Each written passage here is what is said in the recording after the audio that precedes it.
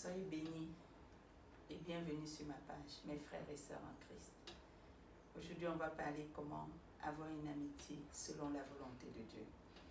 On va voir qu'une amitié, c'est une bénédiction. Une amitié, c'est une grâce. Mais on va voir le type d'amitié que nous devons avoir. On va voir premièrement qu'il faut que nous ayons des amitiés par révélation. Par révélation, ça veut dire qu'il faut prier pour que Dieu amène un bon ami dans ta vie. On va voir aussi qu'il y a des amis qui changent complètement notre vie. On va voir aussi qu'il y a les amis qui peuvent détruire complètement notre vie. Donc Dieu voudrait que nous ayons des amis de qualité. Pour ceux qui connaissent la Bible, David était vraiment tombé. Son peuple l'avait abandonné. Même son fils a voulu faire un coup d'état pour le renverser. Il était tout seul. Il se sentait tellement seul. Et Dieu a fait rentrer un ami dans sa vie qui s'appelait Nathan. Et Nathan est entré dans sa vie pour le relever. C'est ce genre d'amitié que nous avons besoin. Comme on peut le lire dans le livre d'Ecclésiaste, chapitre 4, au verset 10. On va voir aussi que l'amitié, c'est une alliance. Donc on ne peut pas s'amuser avec l'amitié. Ça peut aussi être de génération en génération. Il faut respecter les étapes de la relation. Parce que beaucoup de personnes, quand ils sont en amitié, ils ne respectent pas les étapes. Alors, il ne faut pas construire très vite la relation. Il faut construire l'amitié petit à petit, avant de se livrer. Et Dieu voudrait aussi que nous construisons cette amitié dans sa crainte.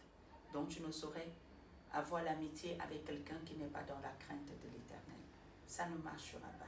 Ça sera une amitié de destruction. Ça ne portera aucun fruit. Et il faut aussi attendre que vous soyez à la même étape avant vraiment de se livrer complètement. Parce qu'on voit certaines personnes, quand ils rencontrent des amis, en moins d'un mois, ils connaissent tout sur ta vie. Ils connaissent tout sur tes enfants. Ça ne marche pas comme ça. Il faut respecter les étapes de la relation.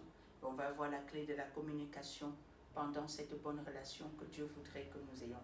On va voir le premier point, il faut se donner le temps de connaître l'autre. Il ne faut pas aller très vite, mes frères et sœurs en Christ. Le deuxième élément, c'est la confiance.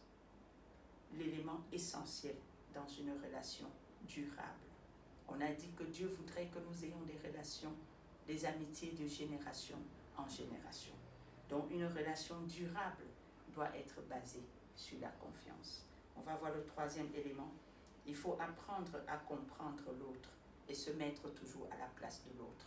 Parce que rapidement, quand on a les amis, on peut basculer rapidement de les juger et dire que non, je n'aime pas quand tu fais ça, je n'aime pas quand tu fais ci. Alors il faut prendre le temps pour ne pas être tout le temps en train de juger l'autre. On va voir le quatrième élément, c'est qu'il faut toujours apprécier les amis que Dieu nous donne. Parfois, on ne les apprécie pas, on ne voit que leur mauvais côté, et on ne voit pas leur qualité. Mes frères et sœurs en Christ, soyons toujours des bénédictions pour tous les amis que Dieu envoie vers nous. Soyez bénis.